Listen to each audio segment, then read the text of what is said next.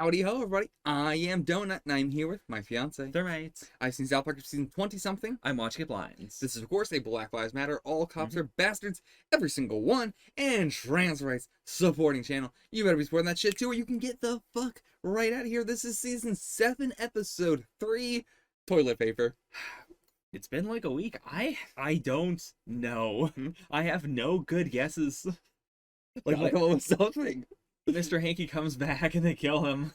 They kill him with toilet paper. Yeah. Alright, if you want to see the full length version, check it out on the Patreon below for $4 a month. You know it.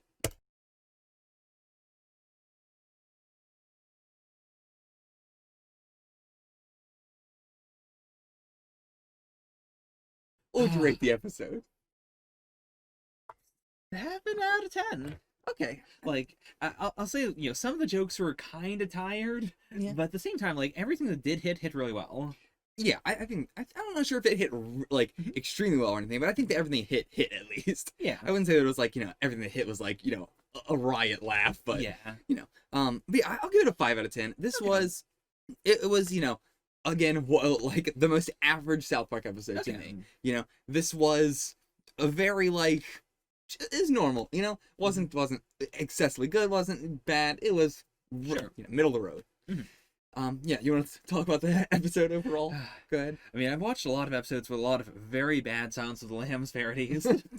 And at the very least, this one was, like, the A-plots, like, the non-Barbrady stuff, didn't really do that, like, the entire episode was not a Silence of the Lambs thing. Yeah. And I think that really helped. It was really Just just... say yeah, like I know what the fuck I'm talking about. Yeah. Like, basically, it was just the interrogations, and the interrogations were, like, balanced out with the fact that, the kid is a kid.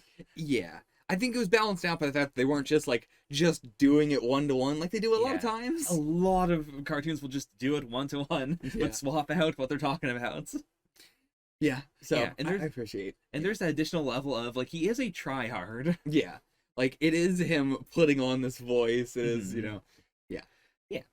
Yeah, I think the Silence of the Lambs thing is I think the least interesting part of the episode. Yeah. It's very on the nose. What more can you say about it? It Yeah. is, whatever. Mhm. Yeah, so let's talk about just like the actual toilet papering of the house sort of thing. First off, have you ever toilet papered a house? Never. I also never toilet papered a house. Have you ever done something similar to that? Like, Nah, I was never that kind of person. okay. Yeah, I don't think I have. I mean, my memory is fucking garbage. I have extreme bad memory. But yeah, I don't think I did. The closest thing I can think of is like times where I would just be doing something extremely reckless, like like be like a wagon, and I'd be riding a wagon down a really long hill, and then I'd be going like extremely fast, many miles an hour down a hill, Mhm. and I would careen into a mailbox, and like I crashed through, I remember 2 mailboxes and like just demolished the mailboxes. Luckily, I flew out of the wagon, landed in the grass instead of the concrete. It was definitely Okay. a moment where I look back a lot of my life like, boy, that would have fucked me up for the rest of my life if I had not landed in the Oof. grass. I would have been like falling off a motorcycle, Yeah. like sort of shit. God damn. But yeah, so I like just demolished 2 mailboxes and then we ran away. That's the only thing I can really think about. That's the only thing I think of like doing like property damage. That wasn't on purpose, but it was still like I'm not saying it, I'm just running the fuck away. Yeah. I mean, yeah, ding dong ditching or like dog poop in a bag, lighting on fire. That's not like that takes seconds to clean up. Right. A mailbox I think is a bit different, even though it wasn't purposeful.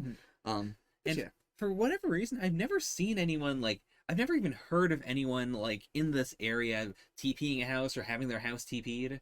Yeah, Whereas, like, same. I never, yeah. Yeah, whereas, like, I've heard of, people doing the dog poo thing, or, like, just grabbing someone's pumpkin on Devil's Night and just, like, smashing it. Oh yeah, yeah. I didn't do anything about that, but yeah, that's another classic one. Smash. Like also, doesn't seem to be a thing up here in Canada. We were actually just talking about this recently.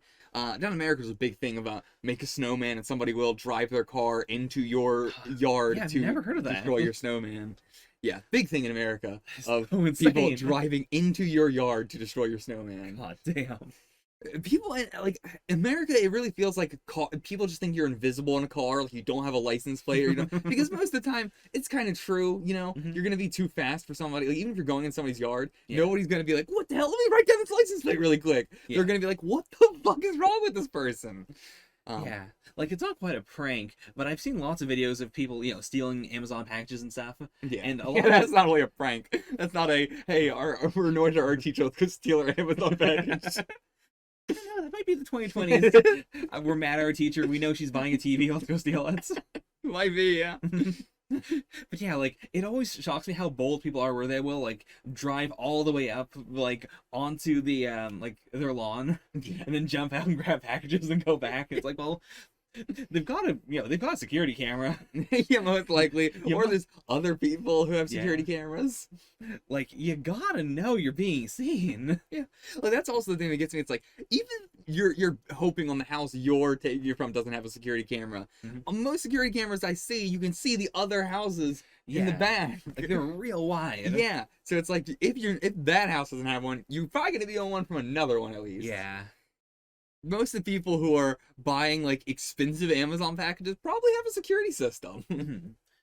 To be fair, I think the time investment might also be why, like, I haven't really heard of anyone doing the toilet paper thing. Yeah. Because it does seem like you can't just do one roll of toilet paper. Like, in Oh, a toilet yeah. paper house, it is a lot of toilet paper. And you're going to be out there for like a minute at least. Also, the vast majority of the time where this sort of stuff happens is Halloween, which the houses are basically kind of already TP'd during Halloween with like cobwebs or Sure. also if you TP a house during Halloween, it just doesn't look that. It's like whatever, it's Halloween decorations now. It's a Right. mummy house. Like it's not that inconvenient. Whereas like eggs are definitely an inconvenient eggs sort of suck. thing. Yeah, and I definitely have known people who have egged houses. But like that sucks. But it's also not like you're covering the entire house in eggs usually. Yeah. Because usually if you're inside the house, it's gonna be hard to hear somebody toilet paper in your house. It's gonna be very easy to hear somebody egging your house. Yeah. You're gonna run out there pretty quick. But yeah, so I don't have any experience in this. We don't Mhm. neither of us do. So let's move on. Yeah. Talk about the toilet paper plot in general. I really enjoy South Park plot lines where there is a gradient between what one side thinks, like how importantly or how seriously one side takes this versus the other side. Yeah. Like, I think I that is a lot better than when they're all on the same page. yeah. Like, I think that is what draws me to a lot of the kids doing kids episodes, is when it is kids doing kids, but also the adults either see it as like, oh no, they're doing something really dangerous, or conversely, like, this doesn't really matter that much. Like, we don't care that much. Yeah. Mhm. Yeah. I think you put it very succinctly. Yeah, and I think this was a good medium of the kids, freaking out and treating it like a really big crime. But then we see their teacher's husband, and he doesn't care. Yeah. And then Bar Brady does really care, Yeah, a hell of but a lot. But he's also doing it because he doesn't have anything else to do. Yeah, like we get a lot of different perspectives, Yeah. and then even then, what I thought you were actually talking about was like the Kyle and Cartman, or like Kyle and Stan and Cartman, like split. Right. I mean, that is another layer to it. So, Yeah, like that is what I mean. Like I always prefer the episodes where the boys are split rather than the boys all being on the same page. Okay. Yeah, like those are my preferred. Like that's what I was talking about. I do agree with you overall. Like I do prefer the episodes where we get a broad scale of perspective. Mhm. But also at the same time, that can sometimes cause it to be a little bit more disjointed or split. Yeah. So that I'm a little bit more 50-50 on. It was also nice that this was like, Kyle is the outlier, and everyone else is, like, kind of on Cartman's side. Like, not 100%, but they don't want to get in trouble. They don't want to confess until the very end. And I think that's a good dynamic in this show of Kyle being worried and Cartman being the bad side, but then Stan and I guess Kenny also this episode was just kind of here. Yeah. As always, they brought Kenny back, but they're not doing anything with him. I was really expecting there to be, like, a gag with him being the one who goes in first. Yeah, but no, Yeah. just doesn't really, barely even has a speaking line anymore. Yeah. But yeah, like, with having Kyle be the outlier, Cartman being the like the evil one, or the like the most morally wrong one, and then Stan being let's just say Stan being the one who is this middle ground of like on Cartman's side, but would not say I'm on Cartman's side. Yeah. So you can't like you can't like argue with Stan. Like Kyle can't argue with Stan because Stan is like this kind of middle ground where it's just like Yeah. this is the way things are. Like he's not like I am agreeing with this. He's just like that's how it is, and that's how I'm sticking with it. Right. Whereas Cartman is trying to actively keep like if Kyle confessed, Stan would not try and stop him. Right. He's just kind of letting things happen. Mhm. So it's hard to argue with him. Yeah. And I think that's a good dynamic because it puts Kyle in a position where he has to struggle with it, even though there's someone who's not, like, it's not like everybody's against him. Yeah. I really like the twist with Butters in the jail and his parents this episode. Like, Yeah. we knew where that was going. It was very obvious, and then to flip that on its head, I think is...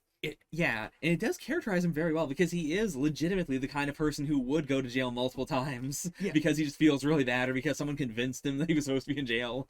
They said that that you're in jail again, and I was trying to remember, was he in jail in the Cow Days episode?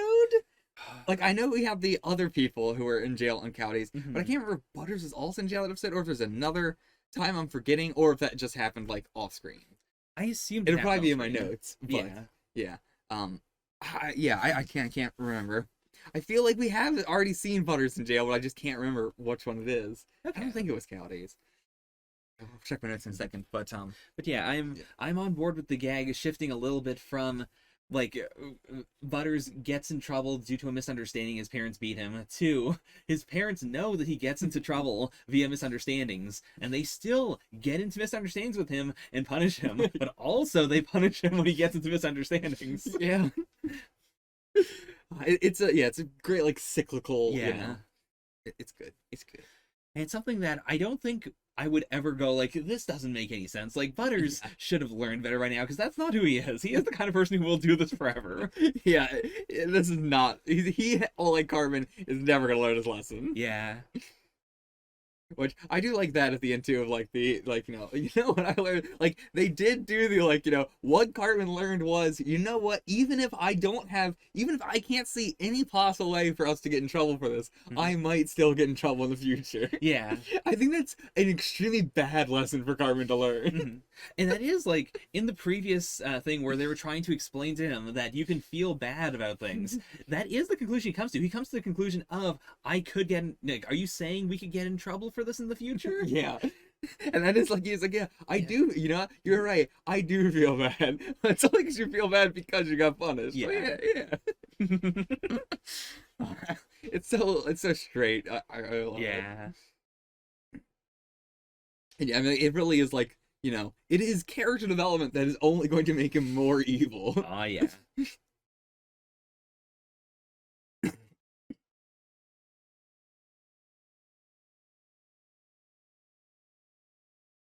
Oh, was the Cartman being in Kyle's house with the glass of water, was that a reference to Hannibal or something else? Not Hannibal.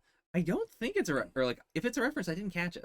Okay. It was just kind of weird to me that they just did the exact same Kyle having the nightmare thing twice. Like, yeah. I get why, because I'm not sure how else you would, really do that, but, like, it was just so weird for a cutaway joke. I like the joke a lot, but it felt very cutaway. Yeah, and I mean, they could have just had it be, he's thinking about the same things, but it's different animation. Yeah. But yeah, that's what was weird to me, of, like, I thought it was a reference just because it was very kind of cutaway. Could be, but if it is, I just don't get it. Yeah. Oh, Jesus Christ. No? So the footage they used during that Kyle bit was of Nancy Kerrigan being, when her ex-husband hired somebody to strike her with a police baton in the knee, because she was a figure skater. Jesus Christ. And that was her screaming, why? What the fuck? And it doesn't seem like Butters being in jail was, like, a thing from another episode. Okay. Like him being in jail earlier. Also, yeah, well, I guess I thought the Carrie, the, like, oh, I have a girlfriend in Carrie in Michigan, I thought it was, like, a reference to something, but it doesn't seem like it. No. It just seems that was a random joke. But, alright, does Butters have a girlfriend named Carrie in Michigan? He might. Well, we'll see you guys for the next episode. There's really no notes for this episode. What is the next episode called? I'm a little bit country, and it is the 100th episode, actually. Oh boy. It wasn't intended to be the 100th episode, but it is the 100th episode. Okay. So, we'll see you guys for that. Until then, get the fuck out of here.